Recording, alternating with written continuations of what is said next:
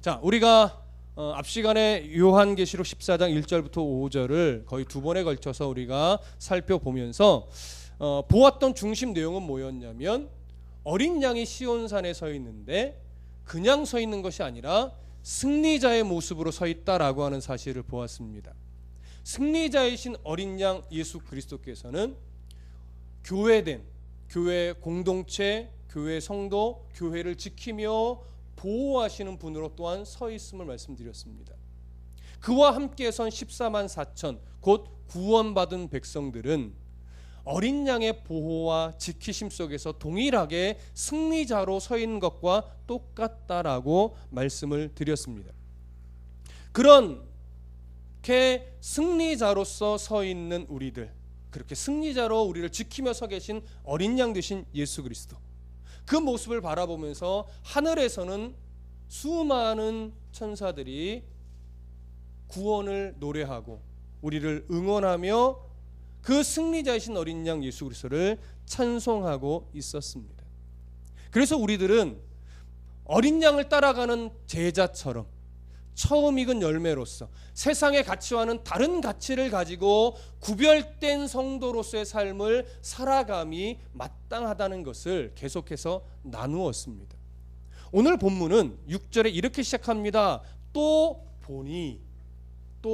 이 또 보니라는 이 또라고 하는 단어는요, 좀 문법적인 요소로 말씀을 드리면 등위 접속사에 해당합니다. 그러니까 등위 접속사라는 것은 어떤 의미 때문에 말씀을 드리는 거냐면, 앞에 나온 이 사건들과 전혀 별개의 또 다른 이야기를 하고 있는 것이 아니라 앞에 있었던 사건과 연결된 깊이 관계가 있는 내용이라는 의미에서 말씀을 드리는 겁니다. 그 앞에 있는 사건은 뭐예요? 어린 양이 시온산 위에 서 있고 14만 4천이 그와 함께 서 있으며 하늘에서 천사들이 찬송하는 그 내용과 밀접하게 연결되어서 이어지는 내용이라는 겁니다. 그 내용을 좀 살펴보시죠. 14장 6절 다시 한번 다 같이 읽겠습니다. 시작. 또 보니 다른 천사가 공중에서 날아가는데 땅에 거주하는 자들 곧 모든 민족과 종족과 방언과 백성에게 전할 영원한 복음을 가졌더라. 자, 하늘에서 수많은 천사들이 많은 물소리처럼 큰 우레소리로, 그러나 두려운 소리가 아니라 정말 아름다운 소리로 찬송하며 외치고 있습니다. 근데 또 다른 천사가, 그러니까 찬송하는 천사의 무리 말고 또 다른 천사가 무슨 일을 하고 있냐면 공중에서 날아가며 영원한 복음을 선포하고 있는 거예요. 무슨 말씀인지 이해되시죠? 근데 이 또 다른 천사가 어디를 날아가고 있어요? 공중을 날아가고 있어요. 자, 이 공중이 무엇에 해당하느냐? 우리 계시록 8장으로 한번 가보겠습니다. 계시록 8장 13절. 계시록 8장 13절 함께 읽어보겠습니다. 시작. 내가 또 보고 들으니 공중에 날아가는 독수리가 큰 소리로 이르되 땅에 사는 자들에게 화가 있으리니 이는 새 천사들이 불어야 할 나팔 소리가 남아 있음이로다 하더라. 자, 이때 공중에 날아가는 그 독수리가 화를 외칩니다. 이 공중은 어디예요? 공중권세 잡은 마귀가 마치 자기가 주인인 양 행세하는 공간이에요. 무슨 말씀인지 이해되세요? 거기서 그 공중권세 잡은 자를 따라 하나님을 따라가지 않고 공중권세를 잡은 마귀를 따라가는 자들에게 뭘 외쳐요? 화를 외치는 거예요. 그 외치던 자리에서 드디어 다시 천사가 오늘 본문에 보면 외치는 거예요. 마귀가 자기가 주인인 양 행세하며 두렵게 만드는 그 자리에서, 그래서 많은 사람들이 그것이 정말 우리를 죽게 만드는 권세인 양 두려워하며 그들을 따라가는 그 자리에서 이제 천사가 외칩니다. 뭐라고 외치느냐?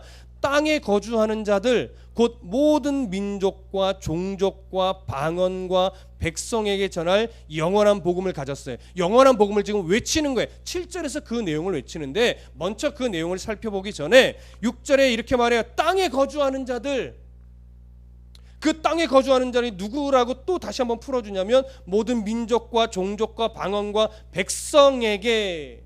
자, 저를 보세요. 이 땅에 거주하는 자들을 사실은 계시록 전체에서는 주로 어떤 뉘앙스가 많았냐면 하나님을 대적하는 자들을 주로 땅에 거하는 자들로 많이 묘사되어 있었어요. 오늘 여기서 말하는 땅에 거주하는 자들도 그들의 범주로만 보셔도 큰 무리는 없으나 오늘 여기 부연 설명하면서 모든 민족과 종족과 백성과 방언과 백성에게 이렇게 표현한 것으로 보아 아마 여기서 말하는 땅에 거주하는 자들은 모든 민족을 다 포함하고 있는 것 같습니다. 그러면 잘 보십시오. 모든 민족에게 이 복음이 증거되어지는데 이 복음이 증거되어질 때 첫 번째, 믿음의 백성들에게서는 이 복음이 두려운 소식일까요? 기쁜 소식일까요? 당연히 기쁜 소식이지. 그런데 하나님을 믿지 않고 거절하던 자들에게는 이게 기쁜 소식이에요? 두려운 소식이에요? 두려운 소식이 되겠지요. 오늘 그 부분은 이제 뒤에서 이야기하는데 먼저 복음에 대해서 좀 살펴볼 거예요. 영원한 복음이다라고 하는 헬라어는 유앙겔리온, 아이오니온 이렇게 말하는데 유앙겔리온이라는 말이 복음이라는 말이에요. 기본적으로 복음이라는 유앙겔리온이라고 말하는 복음은 원래 어느 상황에서 쓰여지던 것이냐? 이스라엘이 BC 722년에 먼저 북쪽 이스라엘은 아수르에 의해 멸망이 됩니다. 그로부터 100여 년이 좀 지난 후에 남유다는 바벨론에 의해 멸망을 당하고 포로가 됩니다. 그래서 북이스라엘이건 남유다건 이스라엘 백성들이 모두가 이곳저곳 뿔뿔이 흩어져서 포로로 고통의 삶을 살아가고 있었어요. 그들에게 있어서 소망은 뭐냐면 하나님의 은혜로 언제 우리가 고향으로 돌아가서 다시 성전에서 하나님을 예배할 수 있을 것인가? 그게 그들의 소망이었어요. 근데 그렇게 해서 몇백 년이 지나갔어요. 지나갔는데 고레스 왕 때에 드디어 어떤 소식이 외쳐지냐면 해방이다 이거예요. 너희들이 이제 다시 고향으로 돌아가도 된다. 너희들을 압제하던 것들을 내가 다 해방시켰다. 이제 고향으로 돌아가라. 이 소식이 그들에게 있어서 이스라엘 백성들에게 있어서 뭐냐면 유앙겔리온이 복음이. 우리나라의 개념으로 말씀을 드리자면 일제시대에 대한독립 만세를 외쳤던 그 소리가 우리나라 여러 선조들에게는 뭐예요? 복음이었어요. 그러니까 결국 복음에는 뭐가 있냐면 올무죄던 그 악한 소나기가 풀어지는 역사가 있어야 되고 그 소나기가 풀어져서 결국 고향으로 돌아갈 수 있게 되었다라고 하는 이것이 뭐예요? 이게 복음인 거예요. 그러니까 결국 구원의 복음이라고 말씀드릴 수 있겠죠. 진정한, 그래서 우리에게 주어진 진정한 복음은 뭐예요? 우리의 죄를 올가매고 있던 죄악의 사단의 그 소나기가 예수 그리스도의 십자가의 죽음과 부활로 말미암아 죽음의 권세가 다 깨지고 드디어 우리는 어디로 가는 일이 완성됐어요? 우리의 본향 하나님 나라에 가는 이 일이 완성되었단 말이에요. 이 소식이 우리에게는 뭐예요? 복음이고 우리의 구원의 메시지. 그럼 보십시오. 보통 유앙겔리온 복음이라고 말할 때 기본적인 우리의 개념은 바로 죄의 사슬에서 우리가 풀어지고 우리의 소속의 하나님 나라의 백성으로 바뀌었으며 우리는 언제 죽어도 어디에 간다? 하나님 나라에 간다. 이게 기본적인 구원의 측면에서의 복음이에요. 그래서 성경에서 헬라어 성경으로 보면 신약 성경에서 복음이라는 단어가 쓰여질 때는요 항상 관사가 붙어요. 정관사가. 그래서 어떻게 되면 해석을 하면 그 복음이라고 이렇게 이제 풀어서 하게 돼 있어요. 보통. 그래서 그 복음 이게 뭐예요? 구원의 복음이에요. 근데 오늘 계시록에서는요 이 유앙겔리온이라는 단어 앞에 관사가 없어요. 그러니까 그 복음이 아니에요. 그러니까 보통 쓰여지던 복음이라는 단어의 느낌과 사뭇 지금은 좀 다른 느낌으로 쓰여졌다라고 하는 것을 우리가 볼 수 있다라고 하는 거죠. 그러면 오늘 이 여기서 말하는 복음은 그러면 어떤 차원에서의 복음이냐? 먼저 7절을 읽어보셔야 돼요. 영원한 복음을 설명하고 있는 7절. 자, 함께 읽어보겠습니다. 시작. 그가 큰 음성으로 이르되 하나님을 두려워하며 그에게 영광을 돌리라. 이는 그의 심판의 시간이 이르렀음이니 하늘과 땅과 바다와 물들의 근원을 만드신 이를 경배하라 하더라. 자, 7절에서 눈에 한번 확 들어오는 단어가 뭐가 있습니까? 심판이라는 단어가 눈에 들어오셔야 돼요. 심판. 여기서 말하고 있는 복음은 심판의 차원의 복음을 말하는 겁니다. 심판. 이제 그 부분은 이제 7절을 제가 설명할 때 다시 한번 풀어 드릴 거고요. 왜 심판을 이야기하느냐? 여러분, 심판이라고 하는 것은 뭐가 전제되는 겁니까? 아무것도 없이 그냥 심판이에요? 하나님 나라의 완성. 하나님 나라의 뭐가요? 성취. 하나님 나라의 승리와 완성이 전제될 때 비로소 이제 남은 건 뭐예요? 최종적으로 심판이에요. 무슨 말씀 이해되세요? 그렇기 때문에 그 복음이란 구원의 측면의 복음과 전혀 다른 내용은 아니라는 거예요. 구원의 측면의 복음이 완성됐다, 승리와 완성을 전제로 해서 이제 나오는 것이 심판의 차원의 구원이란 말이에요. 심판의 차원의 복음이에요. 그러면 심판의 차원의 이 복음이라는 것은 믿지 않는 자들에게 있어서는 어떤 복음? 두려운 복음. 믿음의 백성들에게 있어서는 고대하고 기다리던 기쁨의 복음, 기쁜 소식이라는 거예요. 그래서 계시록은 성도들에게 있어서 두려움을 주는 책이 아니에요. 고대하고 기다리던 그 기쁨의 소식들이 외쳐지는 거예요. 들려지는 거예요. 그 내용을 이제 7절에서 설명하는 거예요. 다시 한번 읽어볼게요. 7절 함께 읽어보겠습니다. 7절 시작. 그가 큰 음성으로 이르되 하나님을 두려워하며 그에게 영광을 돌리라. 이는 그의 심판의 시간이 이르렀음이니 하늘과 땅과 바다와 물들의 근원을 만드신 이를 경배하라 하더라. 자, 다른 천사가 이 영원한 복음에 대해서 7절에서 설명하는데 크게는 세 가지로 나눠지는 거예요. 하나님을 두려워하라. 그리고 그에게 영광을 돌리라. 그리고 하늘과 땅과 바다와 물들의 근원을 만드신 이를 경배하라. 세 가지로 나눠지는데 약간 좀 제가 살펴볼게요. 먼저 그가 천사가 큰 음성으로 이 메시지를 전합니다.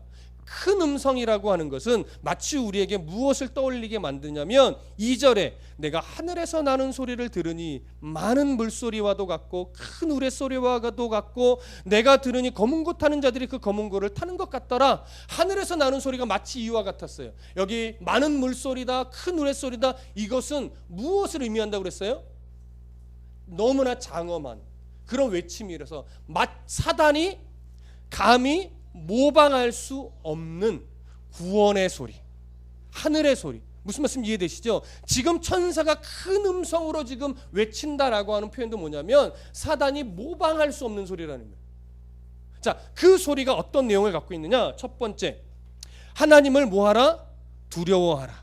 여기 하나님을 두려워하라라고 하는 것은 헬라어로 포베데테라는 말인데 이 말은요, 단순하게 공포심으로 인한 두려움을 말하는 단어가 아니에요. 무슨 말씀인지 아시겠어요? 여러분, 믿음의 백성도 하나님을 두려워해야 됩니까? 두려워하지 않아야 됩니까? 두려워해야죠. 두려워하지 않는다고 말씀하신 분은 어떤 의도인지 알 수 있어요. 그러나 우리는 하나님을 두려워해야 됩니다. 그러나 우리가 하나님을 두려워한다는 것은 공포심으로 인한 두려움이 아니에요. 창조주 하나님의 그 경외함, 그 장엄함, 그 장엄함 앞에 우리는 너무나 보잘것없는 존재이기 때문에 경외심에 의한 두려움이, 너무나 사랑하기 때문에 두려워하는 그 두려움이, 너무나 높으신 분이기 때문에 두려워하는 것이지 공포에 의한 두려움이 아니에요. 우리는 하나님을 그렇게 뭐 해야 돼요? 두려워해야 돼요. 왜 하나님을 두려워하라고 말합니까? 많은 사람들이 사단을 두려워하고 있기 때문에, 용의 세력, 마귀의 세력, 그것을 하나님보다 뭐예요? 더 두려워하기 때문에 하나님을 두려워하라 말씀하고 있는 거예요. 여러분, 이게 비단 성경 안에 이런 묘사뿐만이 아닙니다. 하나님보다 우리 더 두려워하는 것들 많잖아요. 솔직하게. 굳이 뭐 예를 들어 드려야 돼요? 자녀, 돈, 직장, 사업, 노후 대책 뿐만 아니에요. 우리는 때로는 신천지를 하나님보다 더 두려워할 때도 있는 것 같아요. 예. 세상에 종말이 곧 온다 막 시한부적인 외침들이 일어날 때 하나님보다 우리는 그 시한부 종말론적인 외침, 세상이 끝이 난다 뭐 이런 수많은 갖가지 설들, 이런 것들 우리는 더 두려워하는 모습도 때로는 보여져요. 그렇지 않습니다. 하나님보다 그런 것들이 더 우리에게 두려움을 줄 수 없습니다, 여러분. 하나님을 더 두려워할 줄 알아야 돼요. 하나님을 감히 그런 것들이 대적할 수 없습니다.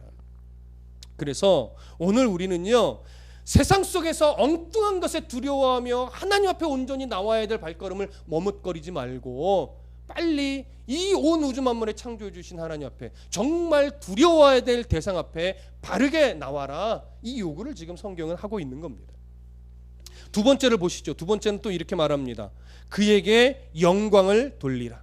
그에게 영광을 돌리라는 것은 하나님께 영광을 돌리라는 건데, 마땅히 하나님께 돌려드려야 될 합당한 존귀와 공경을 표하라는 거예요. 우리는 하나님 앞에 더 두렵고 떨리는 자세로 바르게 나아올 수 있어야 됩니다.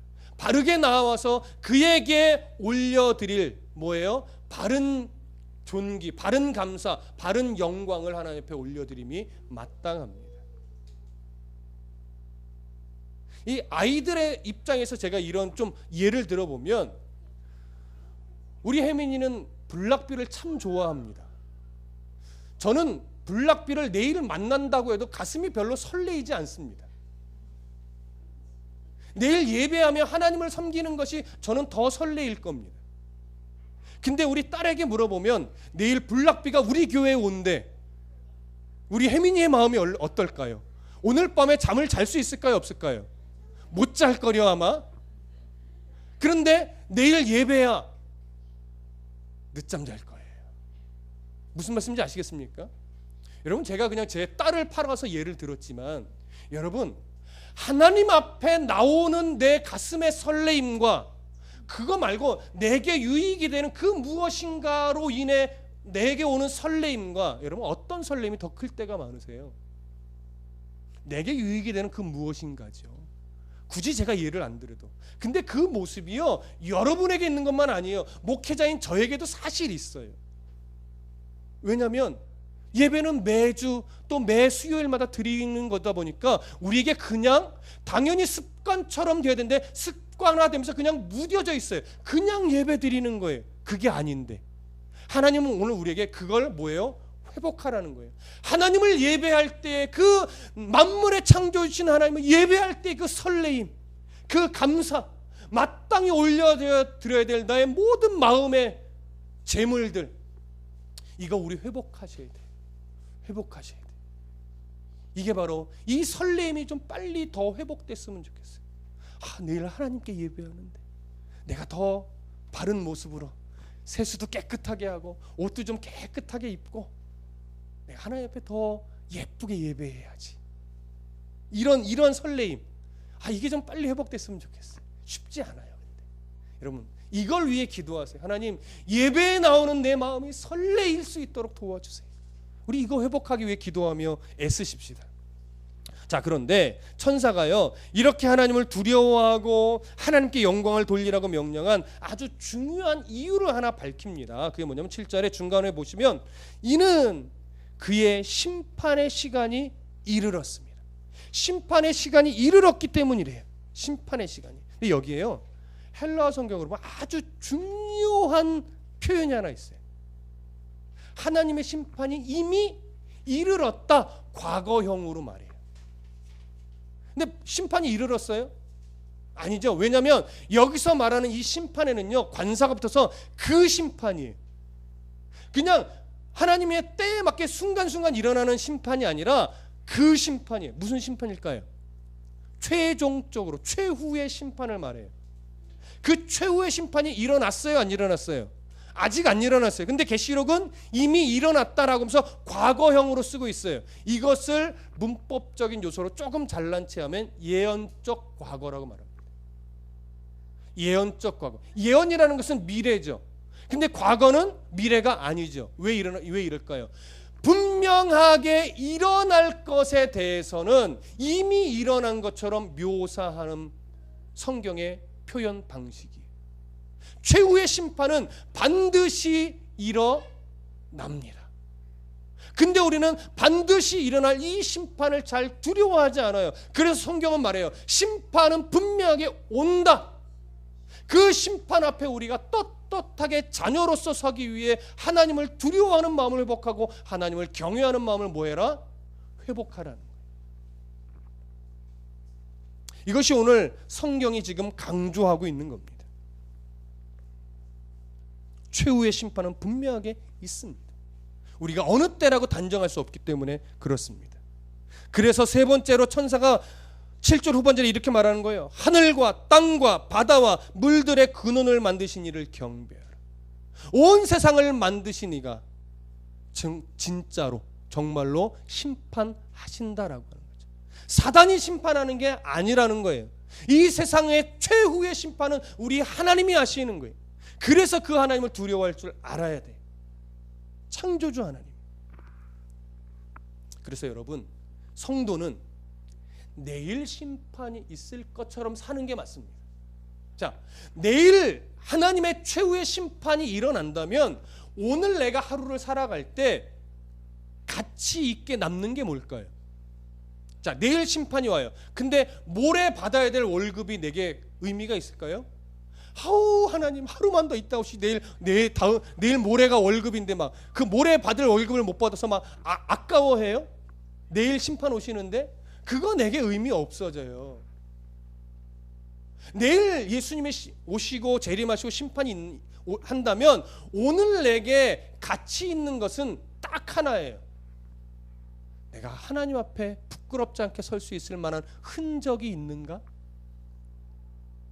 몇 명 전도했냐? 예배 몇 번이나 안 빠졌냐? 이거 말하는 거 아니에요. 하나님의 자녀다운 흔적이, 하나님 앞에 섰을 때 저 정말 하나님의 자녀답게 살려고 무진장 애쓰며 왔어요 하나님 하고 뭔가 내어놓을 삶의 흔적이 있느냐는 거죠. 자, 그러면 여기서 잘 판단하셔야 돼요. 내일 예수님이 오셔서 최후의 심판이 있다고 할 때 오늘 우리에게 남는 가치 있는 것은 아무것도 없고 하나님의 자녀다운 흔적밖에 없다면 오늘 우리는 직장에서 일을 하고 학교에서 공부를 하고 내게 주어진 일상을 살아갈 이유가 없는 걸까요? 그거 아니죠. 왜 아니냐면 하나님의 자녀다운 삶의 흔적은 어디서 만들어지는 거냐면 모든 것을 버리고 산에 올라가서 하나님 오실 준비를 하며 기도하면서 만들어지는 것이 아니기 때문에 그래요. 우리가 살아가는 그 일상의 그 요소 속에서 하나님의 자녀다운 흔적은 만들어지는 거예요. 성도답게 공부할 때 만들어지는 것이고 성도답게 성실하게 일할 때 만들어지는 것이고 누구보다도 정직하게 내게 주어진 하루를 그렇게 바르게 살아갈 때 거기서 만들어지는 거예요. 그래서 내일 예수님이 심판하신다면 오늘을 더 바르게 성도답게 살아가셔야 돼요. 근데 뭐에 매이지 말고 내 욕심에 매이지 말고 욕심에 연연하지 말고, 그러니까 없는 것 때문에 연연하지 말고 있는 것에 감사하며 내가 오늘 얼마나 주신 것에 자족하고 감사하며 성도답게 살아가고 있는가, 이 흔적이 내일 예수님 오실 때 내어드릴 수 있는 거란 말이에요. 근데 우리는 마치 예수님이 정말 한 100년 후에 내가 살아있을 때는 안 오실 것처럼 연연하며 매여서 사는 게 참 많지요. 이걸 이겨내는 것이 신앙이에요. 그래서 정말 내일 예수님이 오실 것처럼 오늘 성도답게 그 일상을 최선을 다해서 살아가는 것, 매이지 않고 살아가는 것, 감사함으로 주어진 것에 자족하며 성실하게 살아내는 것, 이 흔적이 주님이 원하시는 흔적이라고. 마지막 때 하나님 앞에 내어드릴 건 그거밖에 없어요, 여러분. 그래서 성도는 하루하루가 그래서 중요한 거예요. 삶을 소홀히 여기지 마십시오. 그러나 삶에 매이지 마십시오. 이게 얼마나 어려운 요구인지 압니다. 그래서 성도의 삶은 믿음의 경주라고 말하고 있고 전쟁이다라고 그래서 표현하는 겁니다. 끝까지 이 싸움에 지지 마시길 부탁드립니다. 자, 8절 다 같이 읽겠습니다. 8절 시작. 또 다른 천사 곧 둘째가 그 뒤를 따라 말하되 무너졌도다 무너졌도다 큰 성 바벨론이요 모든 나라에게 그의 음행으로 말미암아 진노의 포도주를 먹이던 자로다 하더라. 자, 여기 보시면 두 번째 천사가 또 공중을 날면서 아주 중요한 선언을 하는데 바벨론이 무너졌다는 거예요. 근데 무너졌다는 표현을 한 번 하는 것이 아니라 두 번 반복해서 하고 있습니다. 무너졌다라고 하는 것이 얼마나 중요한지 강조하고 있는 거죠. 바벨론이 무너졌다 무너졌다. 근데 여기서 무너졌다라는 표현도 예언적 과거형을 쓰고 있습니다. 반드시 무너집니다. 뭐가? 바벨론이. 근데 사도 요한이 지금 외치고 있는 그 시대에는 이미 수백 년 전에 바벨론은 어떻게 됐을까요? 멸망했어요. 그러니까 문자적인 바벨론을 말하는 것이 아니죠. 바벨론이 가지고 있는 상징적인 이미지를 말하는 거예요. 바벨론은 무엇을 대변하는 상징적인 이미지냐? 하나님을 대적하고 하나님의 백성들을 압제하는 세력을 대변하는 상징적 이미지예요. 그러면 사도 요한 당시에 바벨론은 상징적으로 누구를 의미할까요? 어느 세력을? 바로 로마 제국을 상징하는 겁니다. 오늘날로 얘기하면 하나님의 가치를 어그러뜨리면서 하나님을 무서워하지 않게 만들고 세상을 두려워하게 만드는 수많은 가치들, 문화들, 경향들, 풍조들, 권세들 여러 가지를 다 말하는 겁니다. 근데 그런 것들이 반드시 어떻게 된다? 끝까지 가는 것이 아니라 반드시 하나님이 그 세력을 무너뜨린다. 이 사실을 강조하는 겁니다. 하나님을 두려워하는 것을 잊어버리고 하나님을 두려워하는 것을 잊어버리고 오히려 하나님을 믿는다 말하지만 세상을 두려워하며 거기에 매여서 살아가게 될 때 그러한 자들은 뭐와 같냐면 오늘 8절 끝에 그의 음행으로 말미암아 진노의 포도주를 먹이던 자들, 그 진노의 포도주를 함께 마시는 것과 동일한 거예요. 로마 제국이 그 사도 요한 당시에 온 세상을 제국화해서 압제하면서 황제를 숭배하게 만들고 각종 우상을 숭배하게 만들며 그 음행의 포도주를 함께 마시지 않으면 상업활동을 못하게 만들면서 육체적으로 경제적으로 힘겹게 만들었던 그 시대 속에서 많은 사람들이 타협하여 경제활동을 하며 황제 숭배하고 음행의 포도주를 함께 마시면서 하나님을 두려워하지 않았단 말이에요. 그때 믿음의 백성들은 비록 굶어 죽는 한이 있어도 황제 숭배를 거절했고 음행의 포도주를 함께 마시기를 뭐예요? 거절했던 거예요. 오늘날 많은 교회가 많은 사람들이 많은 성도요 많은 목회자라 하는 사람이 하나님을 섬긴다고 말은 하고 있지만 참으로 부끄럽게도 음행의 포도주를 함께 마시고 있는 모습도 사실 많습니다. 그래서 우리가 회개하고 그래서 우리가 반성해야 되는 거예요. 음행의 포도주를 함께 마실 때는 즐겁지만 결국 하나님이 바벨론을 무너뜨릴 때 우리에게 진노의 포도주로 그 모습들이 다 결국 돌아오게 된다는 사실을 우리는 잊어서는 안 됩니다. 음행의 포도주를 마실 때는 얼마나 즐거운지 몰라요. 그러나 진노의 포도주로 다가올 때는 우리가 감당할 수 없을 만큼의 두려움으로 공포로 몰려오게 될 겁니다. 여러분, 그때 우리가 바르게 서기 위해서 오늘 말씀 앞에서 하나님을 정말 두려워할 줄 아는 성도로 살아가셔야 돼요. 모든 시대에 걸쳐서 교회를 핍박하는 권세, 하나님의 가치를 왜곡시키는 세상의 가치관, 여러 풍조들, 이런 것들은 분명히 무너집니다. 그래서 교회된 여러분, 말씀 붙잡고 다시 일어서셔야 됩니다. 담대하게 교회 되신 우리 모두가 먼저 말씀 위에 건강하게 서서 일어서야 됩니다. 요즘 세상은 교회를 힘들게 하는 소식들로 사실 가득합니다. 동성애를 지지하는 세력들, 이슬람의 강경 세력들이 하는 이 여러 일들, 신천지 같은 이단들이 교회 속으로 들어와서 교회를 무너뜨리려고 하는 일들, 그 다음에 종말을 부르짖는 시한부 종말론자들의 외침, 이러한 어그러진 가치 속에서 성도가 하나님을 제대로 바르게 알지 못하면 우리는 두려움에 사로잡힐 수밖에 없습니다. 세상은 그저 두려운 세상일 수밖에 없습니다. 그러나 하나님을 바르게 알면 두려운 세상이 아니라 그래서 참 불쌍한 세상이 돼요. 우리가 긍휼히 바라봐야 될 세상으로 바뀌게 됩니다. 예수님 말씀처럼 저들은 지금 저들이 하는 일을 뭐예요? 모르는 거예요. 저들이 어떠한 짓을 하고 있는지 모르는 거예요. 그래서 우리가 그들을 긍휼히 바라볼 수 있는 수준이 되어야 되는데, 이런 세상 속에서 우리 안에, 교회 안에 자꾸 사라지고 있는 것이 뭐냐면 세상을 향한 긍휼의 마음. 여러분, 세상에 악한 일이 참 많습니다. 근데 교회가요, 자꾸 그 악한 일을 대항해서 똑같은 방법으로 싸우고 있어요. 싸우지 말아야 된다는 소리가 아니라 똑같은 모습으로 싸우면 안 된다라고 하네요. 긍휼을 잃어버리고 마치 서로 혈기로 싸우는 것과 같은 모습일 때가 참 많아요. 그래서는 하나님이 드러나지 않는다는 사실이 문제인 거예요. 여러분, 우리 안에 다시 회복되어야 할 것은 뭐냐면 악한 세상을 바라보는 하나님의 긍휼의 마음이 내 속 안에, 우리 속 안에 다시 회복되어져야 됩니다.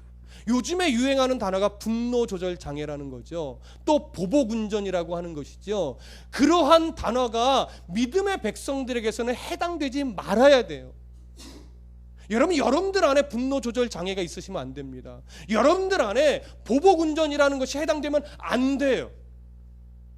왜 그런 일들이 왜 성도에게도 해당이 돼요? 세상을 바라보는 시각이 믿지 않는 자들과 똑같기 때문에 그렇습니다. 하나님이 이 어그러진 세상을 막 악하게, 이 나쁜 놈들 내가 가만 안 둘 거, 이렇게 바라보실 것 같으세요? 아니요. 참으로 긍휼한 시선으로 바라보세요. 그래서 그 안에서 믿음의 백성들만큼이라도 온전하게 회복하시려는 하나님의 그 애끓는 마음을 우리는 보실 수 있으셔야 됩니다. 여러분, 우리는 복음을, 영원한 복음을 가지고 있는 자들입니다. 그래서 우리는 넉넉해지셔야 됩니다. 이미 우리에게 주어진 하나님 나라의 결과, 그 소망을 가지고 세상을 향해서 긍휼의 마음을 품을 수 있는 성도가 되시기를 간절히 부탁드립니다. 기도하겠습니다.